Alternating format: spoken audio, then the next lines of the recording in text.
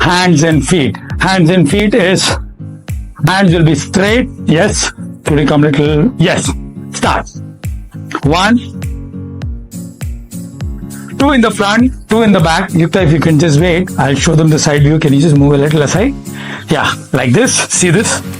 1, 2, 3, 4. You need to touch your, and many people do it like this. 1, 2, 3, 4. We must not do it this way. Hands here. 1,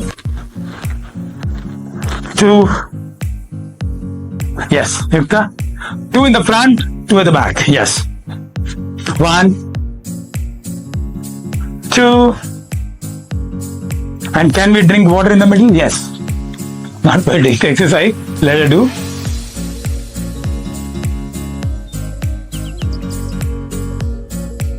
8.